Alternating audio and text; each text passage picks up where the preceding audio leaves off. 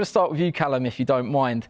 I mean, that light heavyweight clash with Joshua Buatsi, I think, can speak on everyone's behalf at Sky.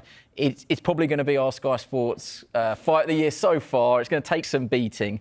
That round 6 was undoubtedly, one of the rounds of the year as well, one of the best we've seen for many years. Still exhausted thinking about it, and I was only commentating on it. How is life for you now that you've had a bit of relaxing time and time with the family, and you've had probably a bit of a chance to reflect on it all? Yeah, it's good. Life's good at the minute.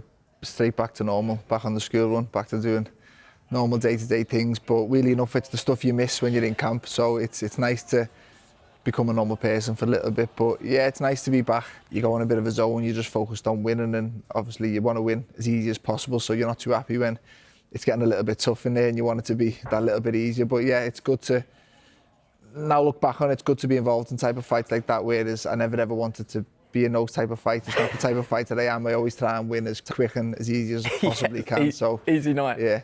I have to tell you, I've said it privately, I'll say it publicly. That gave me my career highlight, commentating on that. It's early days of my commentary career. But I did text you saying, great memories. And what did you say?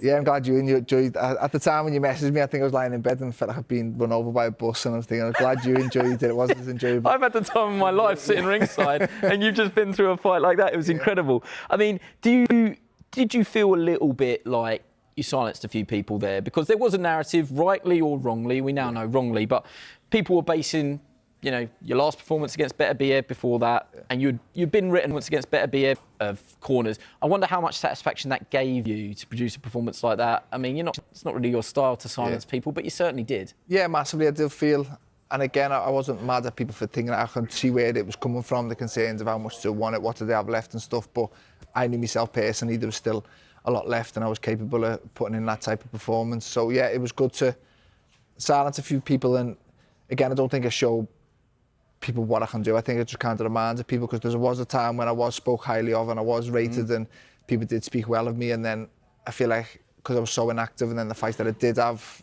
was the loss to Beterbiev, it's so easy to out of sight, out of mind, and kind of forget what I am capable of. So yeah, it's always nice to prove myself right, but prove other people wrong as well. Before we move on to Julia, do you mind if I ask you what's next? Anfield, it's always been a dream that then got pushed back, and there was a time where it was very, very close and the stadium wasn't quite ready. Is that still a realistic dream, a homecoming fight against the likes of the winner of Beterbiev, Bivol, against David Benavidez, against Anthony Yard if he comes through, Lyndon Arthur? Is that realistic?